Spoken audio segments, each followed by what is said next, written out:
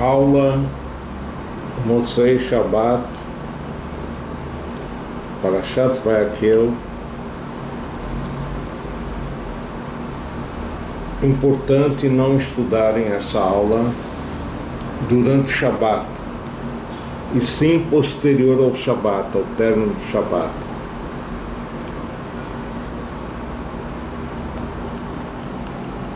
Nós temos aqui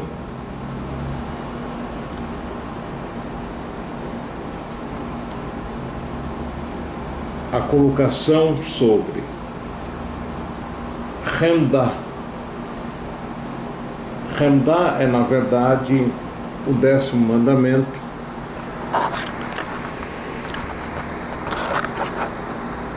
e significa Lotachmod, a proibição de cobiçar, de desejar aquilo que não nos pertence.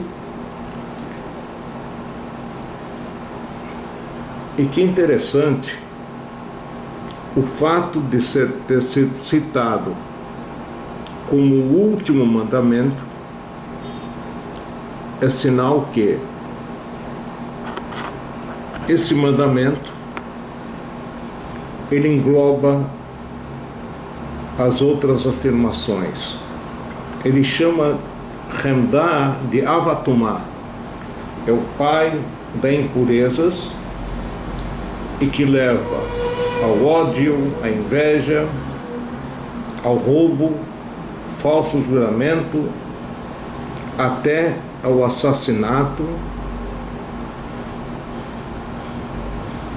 Ou seja, apesar de ser apenas, teoricamente, um pensamento ruim, mas esse pensamento ruim leva a outras ações muito ruins. A gente vê que nos 10 mandamentos existe uma correspondência do lado direito com o lado esquerdo. O que quer dizer isso? Enquanto que no lado direito a mitzvah, a quinta última mitzvah, a quinta é a última, é Kaved et avicha vet emecha, honrarás a teu pai e a tua mãe. E do outro lado, a última, do lado esquerdo, é Lotachmod, não desejar. Então se pergunta qual a relação entre honrar o pai e a mãe e Lotachmod, e a pessoa vir a desejar o que não é dele, enfim. A ideia é aquela pessoa que não está satisfeito com aquilo que ela tem e usurpa e deseja o que é do outro, geralmente costuma colocar a culpa nos pais que não se esforçaram em trazer tudo aquilo que ele gostaria de ter. E obviamente, através disso, ele não honra os pais. Voltando aqui ao tema,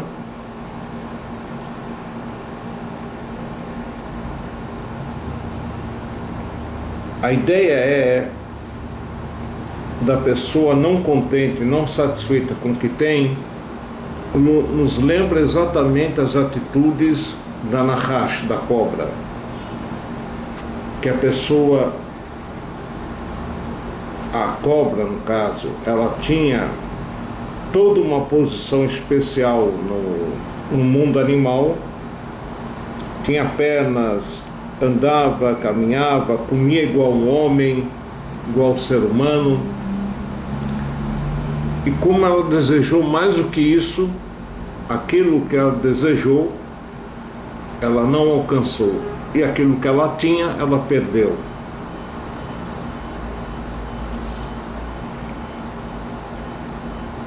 O fato é que o segredo disso é, como diz no Perkei Avot, Asamer Bechelko, a pessoa tem que se contentar com aquilo que ele tem, com aquilo que ele ganhou, já que é o suficiente para ele cumprir a missão dele no mundo, e através disso ele vai alcançar as coisas boas, enfim. Nós vamos voltar aqui às Halachot. Estamos vendo as leis de Kriyat Shema, capítulo 2 no Rambam. Antes vamos completar alguma coisa que faltou, muito importante. A primeira delas, que a pessoa, como nós falamos, tem que ter kavaná no Shema, tem que entender o que ele fala, pelo menos a tradução literal das palavras, e que ele não só reconheça que isso é verdadeiro, que ele aceita isso, mas que essas ideias entranhem no seu ser, façam parte do seu ser, e quando ele falar o Shema, sentir essas palavras como algo verdadeiro, algo profundo que sai dentro dele mesmo. Tem uma outra kavaná, uma outra intenção, que também é fundamental. É assim como em todas as práticas, as mitzvot, qualquer mitzvah da Torá ou de Rabanan, devemos intencionarmos cumprir a vontade de Hashem através daquela mitzvah. O segundo tema que nos chama a atenção é o tema do Tefilin. Na verdade, do Tzitzit e do Tefilin. Como a pessoa cita durante a leitura do Shema a colocação do Tefilin no primeiro trechinho do Shema, o Shema Israel, e no segundo trechinho, V'Haen Shamoa, é muito importante que a pessoa, durante a leitura do Shema, de dia, da parte da manhã, esteja munido do Tefilin, tanto do braço quanto da cabeça. E que nossos sábios chegam a colocar, a comparar a pessoa que reza sem o Tefilin, o Shema Israel, Keilo Meit Edut Sheker Leatzmo, como se ele estivesse fazendo Chas V'Chalila, falso testemunho. E há uma outra colocação, é como ele trouxesse um korban, uma oferenda, sem nessachim, sem um complemento da oferenda, que seria o vinho, enfim, o óleo, a farinha, oferecida junto ao korban. Nossos sábios dizem, em caso de necessidade, a pessoa pode colocar o tefilin depois, mais tarde, e falar de novo o Shema. O certo é falar o Shema a primeira vez com o tefilin, mas se por qualquer motivo, por exemplo, ele não tem tefilin naquele momento, ou ele está com o intestino solto, enfim, ele consegue falar rapidamente o Shema, mas não consegue ficar com o tefilin naquele momento, ele coloca depois, quando ele se sentir aliviado, ele se sentir melhor, e aí fala de novo o Shema. De qualquer forma, isso em relação ao tefilin. Agora, o tefilin também tem um outro aspecto, um outro porém, que seria à noite, não é horário de se colocar tefilin, não se coloca tefilin à noite, e portanto não é necessário estar munido do tefilin, vestido do tefilin à noite, durante o Shema da noite. O Tzitzit, diferente. Nós lemos a Parashat Tzitzit tanto de manhã quanto à noite, e o Tzitzit não tem problema de usar à noite, apesar dele estar isento de cumprir a mitzvah de tzitzit à noite, porque está escrito Uritem otos ratem, um horário que você vê e se lembra das suas obrigações perante a Deus através do tzitzit, que tem a correspondência aos 613 mitzvot da Torá. Mesmo assim, o costume de Am Israel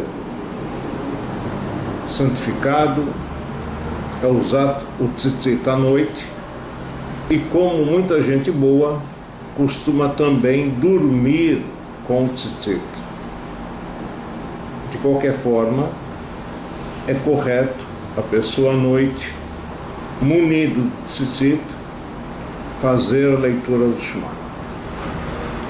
Há também certos costumes que o Hazan, o oficiante, na noite do Shabat, sexta-feira à noite, ele coloca o talit para poder rezar diante do Amud para o povo. Assim também Yom Tov. Agora, nem Yom Kippur, no dia especial de Yom Kippur, que é chamado Yom Adin Araba, o dia especial, enfim, de julgamento, o costume é todos nós, todos os presentes, homens no caso, usar o talit nas orações de Yom Kippur, tanto de dia quanto à noite. Mas de qualquer forma, vamos voltar aqui às leis de Shema Israel, no Rambam. Nós estamos no capítulo 2, Alachá Dalet, Alachá 4. Então ele diz: Afilo realmente Berosh Ailan, o Berosh Anit Kotel, mesmo que ele estava trabalhando em cima de uma árvore ou em cima de um muro, Kore bimkomo mevarech lefanea uleacharea, ele pode ler o Shema aonde ele se encontra, inclusive com brachá. É importante notificar que isso é, no caso de um trabalhador, alguém que está acostumado a estar na altura, estar bem alinhado, bem protegido, e ele faria a leitura daquele versículo no Kavaná, enfim. O importante é se ele consegue, mas se ele não consegue, qualquer motivo que seja, ele tem dificuldade, ele fica com medo, temeroso em cair, enfim, aí ele é obrigado a descer de onde ele se encontra para poder fazer a leitura do Shema correta, enfim. E consta na Gemara que o Balabait, quer dizer, aquele que é o dono da obra, que ele não está de forma nenhuma acostumado a estar presente no alto da árvore, em cima do muro, enfim, esse obrigatoriamente tem que descer para fazer a leitura do Shema em local baixo. Estamos no Seif Rei, Hayal Sek Betalmud Torah, ele estava dedicado ao estudo da Torá. Notem bem, ele fala a palavra Osek, dedicado, porque nós sabemos que quanto à bênção da Torá, tem gente que fala Lasok Bedivrei Torá, Deus nos ordenou dedicarmos-nos ao estudo da Torá, e há quem diga Al Divrei Torá, sobre as palavras da Torá. Qual a diferença? Lasok significa não só a leitura, a simples leitura, mas o aprofundamento da leitura o entendimento de uma forma profunda, e nós sabemos que muitas vezes isso não é possível, não conseguimos, enfim. Por isso que o outro costume é, ao divrei Torá, mesmo que falemos sem profundidade, sem entendermos com uma grande profundidade, estamos cumprindo a mitzvah. O Rambam fala, Hayal Sek Betalmud Torá. A princípio, a pessoa tem que se dedicar ao estudo da Torá como um esse, como negócio. Assim como o negócio, ele não se contenta em conseguir alguma coisa, qualquer coisa, e sim se aprofundar mesmo, assim também tem que ser o estudo da Torá. V'higia zman kriyat Shema. Ele chegou o horário da leitura do Shema, então, se ele não interromper o estudo agora e falar o Shema, vai passar o prazo da mitzvah. Posek vekore umevarech lefanea ulecharea. Diz o Rambam, ele interrompe seu estudo, ele faz a leitura do Shema acompanhada das bênçãos anteriores e posterior. Aqui aparentemente alguém diria, bom, mas a leitura obrigatória da Tefilá não é apenas o Shema, e sim tem as bênçãos da manhã, tem os korbanot, quer dizer, a leitura referente ao serviço do templo, tem Psuquei de Zimra, os versículos de louvor a Deus, o Shema com as bênçãos e a Amidah, e depois um complemento posterior da Tefilá. Então, nós podemos dizer que o Rambam estaria nos informando o quê? Uma das duas, ou que a pessoa, ela de fato fala o Shema com as suas bênçãos, e isso inclui o resto da Tefilá, da oração, como diz no Talmud Shabbat, Zman Tefilá Lachut, Zman Torah Lachut, o horário para se rezar é independente do horário do estudo da Torá. Quer dizer, o estudo da Torá, apesar de ser muito importante, ele não substitui a Tefilá, ou o Rambam estaria dizendo, em casos especiais, que a pessoa não teria condições de fazer toda a Tefilá, porque ele, por exemplo, ele está estudando com um grupo de pessoas e que, se não estudarem agora, simplesmente não vão estudar depois. Então ele fala, imperativo que se faça as bênçãos da manhã, o Shema com as suas bênçãos e a Amidah. Vamos ver aqui o que ele comenta. Não, é adiante.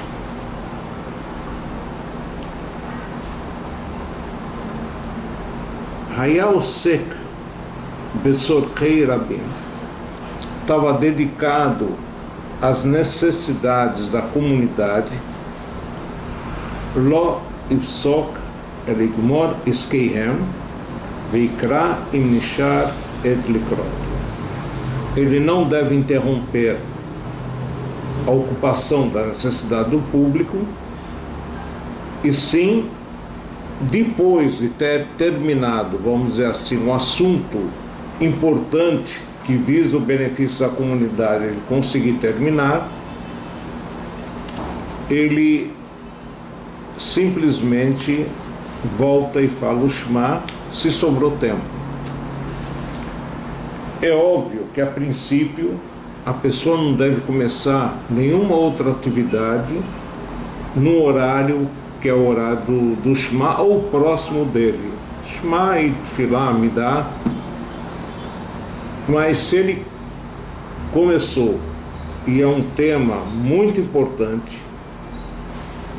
então nós devemos continuarmos até terminarmos aquele tema, aquela coisa que é necessidade do público, e só depois vamos fazer o Shema. Lembrando aquela definição dita em aulas anteriores, caso tenha passado o horário do Shema, ele vai fazer o Shema com a intenção de cumprir o estudo da Torá. A leitura do Shema, pura e simples, também tem seu valor, mesmo fora do horário. De qualquer forma, a pessoa tem que se empenhar em acertar o horário correto.